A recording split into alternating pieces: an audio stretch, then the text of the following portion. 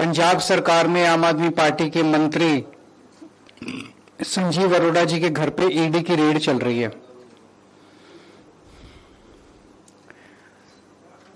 ED का काम है कि देश के अंदर अगर कहीं मनी लॉन्ड्रिंग हो रही है तो उसको रोकना, उसकी जांच करना। अगर इस मकसद से ईडी अपनी कार्रवाई करे तो हमें कोई परेशानी नहीं है। लेकिन जो हमने देखा कि जब से मोदी राज आया है इस देश के अंदर, सीबीआई भ्रष्टाचार के रोकने के लिए काम नहीं करती और ईडी मनी लॉन्ड्रिंग रोकने के लिए काम नहीं करती। वो सिर्फ और सिर्फ दूसरी पार्टियों को तोड़ने, उनके नेताओं को डराने, धमकाने और उन्हें बीजेपी में शामिल कराने का काम करती हैं।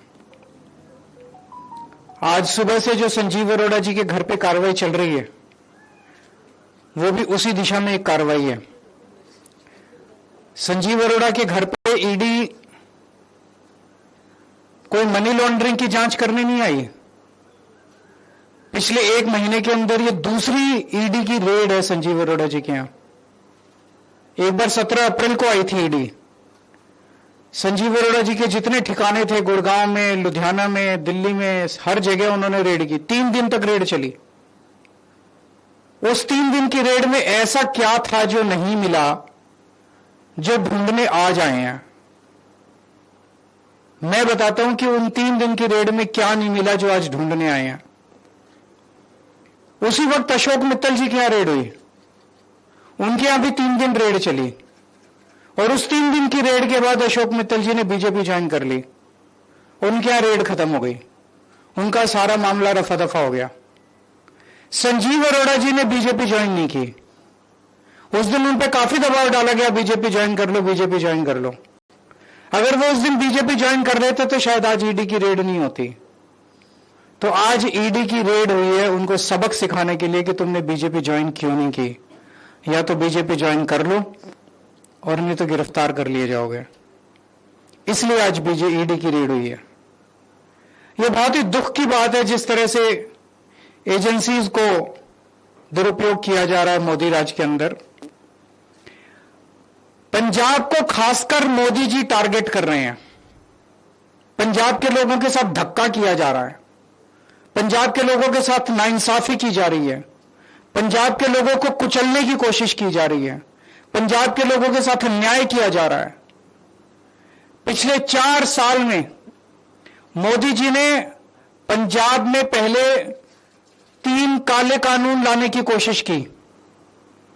पंजाब के किसानों के विरोध के सामने मोदी जी को झुकना पड़ा। पिछले 4 साल से ग्रामीण विकास का हजारों करोड़ रुपया, जिससे मंडियों की, गांव-गांव की सड़कें बननी होती हैं, वो प्रधानमंत्री जी ने रोक दिया। पंजाब यूनिवर्सिटी टेक ओवर करने की कोशिश की गई। चंडीगढ़ को, हरियाणा को ट्रांसफर करने की कोशिश, पंजाब से छीनने की कोशिश की जा रही है। पंजाब के पानियों के ऊपर डाका डालने की कोशिश की जा रही है। बीबीएमबी को हथियाने की कोशिश की जा रही है। ऐसे न जाने कितने मामले हैं जो केंद्र सरकार और मोदी जी पंजाब के लोगों के साथ धक्का कर रहे हैं। और अब पिछले कुछ दिनों से रोज बस एक ही खबर है, आज ईडी ने यहां रेड कर दी, आज ईडी ने वहां रेड कर दी। जैसे ही बंगाल के चुनाव खत्म हुए, ईडी की पूरी दिल्ली की टीम, केंद्र की टीम सारी जो है वो पंजाब के अंदर आ गई है। इनका मकसद कोई काला पैसा ढूंढना है, मनी लॉन्ड्रिंग ढूंढना नहीं है। आज से 10 साल पहले प्रधानमंत्री जी ने खुद अपने भाषण में शुवेंदु अधिकारी के खिलाफ भ्रष्टाचार के आरोप लगाए थे, संगीन आरोप लगाए थे। कोई देश का प्रधानमंत्री अगर किसी के खिलाफ संगीन आरोप लगाए तो छोटी बात नहीं है। ऐरे गहरे ने आरोप नहीं लगाए थे, बीजेपी के किसी स्पोक्सपर्सन ने आरोप नहीं लगाए थे, बीजेपी के किसी छोटे नेता ने। प्रधानमंत्री, भारत के प्रधानमंत्री ने शुवेंदु अधिकारी के खिलाफ आरोप लगाए थे। आज प्रधानमंत्री जी खुद उन्हें सीएम की शपथ दिला के आए हैं अपने हाथ से। अमित शाह जी ने हेमंत बिश्व शर्मा के खिलाफ भ्रष्टाचार के संगीन आरोप लगाए थे, उसको इन्होंने असम का मुख्यमंत्री बना दिया। अजीत पवार के खिलाफ प्रधानमंत्री जी ने खुद भ्रष्टाचार के आरोप लगाए थे, उसके 6 दिन के अंदर उसको महाराष्ट्र का उप मुख्यमंत्री बना दिया। शुभेंदु अधिकारी के खिलाफ ईडी नहीं जाएगी, ईडी संजीव अरोड़ा के खिलाफ जाएगी। हेमंत बिश्व शर्मा के खिल को गिरफ्तार नहीं किया जाएगा, गिरफ्तार केजरीवाल को किया जाएगा। अजीत पवार को गिरफ्तार नहीं किया जाएगा, गिरफ्तार मनीष सिसोदिया। क्यों? उन्होंने सबने बीजेपी ज्वाइन कर ली। तो इनका मकसद देश से भ्रष्टाचार दूर करना नहीं है, इनका मकसद मनी लॉन्ड्रिंग रोकना नहीं है, इनका मकसद केवल और केवल दूसरी पार्टियों के नेताओं को तोड़ के बीजेपी में शामिल करवाना है।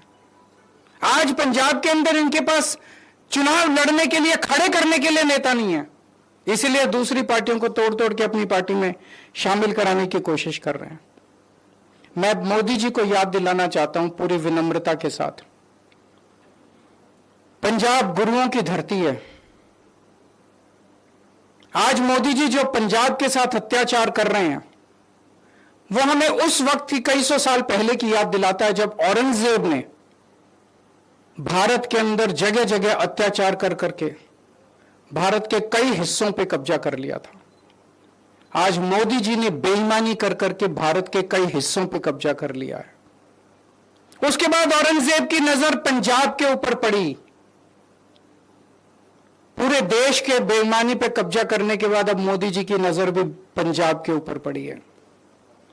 औरंगजेब ने पंजाब के लोगों के साथ खूब अत्याचार किया,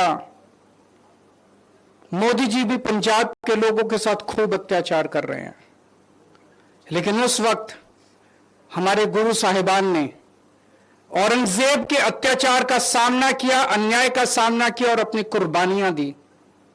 उनकी कुर्बानियों से प्रेरित होकर आज पंजाब के लोग खड़े होकर मोदी जी के अत्याचार और अन्याय का सामना करेंगे और पूरे देश को मोदी राज के अन्याय और अत्याचार से मुक्ति दिलाएंगे।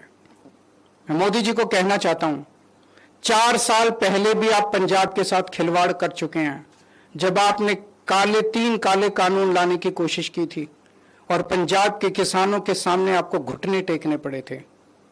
आज आपने फिर पंजाब को ललकारा है, पंजाब इसको बिल्कुल बर्दाश्त नहीं करेगा।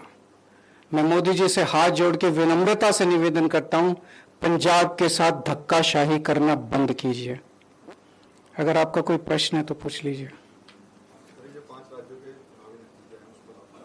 मेरा यही कहना है कि ये बेईमानी से जीते हैं बीजेपी वाले, ईमानदारी से ये चुनाव जीत नहीं सकते। मोदी जी देश के अंदर बहुत बहुत बहुत ज्यादा अनपॉपुलर हो चुके हैं। अगर ईमानदारी से एक भी चुनाव कराया जाए तो बीजेपी एक भी स्टेट इस देश के अंदर नहीं जीत सकती। सर, इट सीम्स लाइक कि अब बीजेपी पंजाब को लेके बहुत ज्यादा फोकस्ड है, बंगाल का कैंपेन उनका ओवर हुआ तो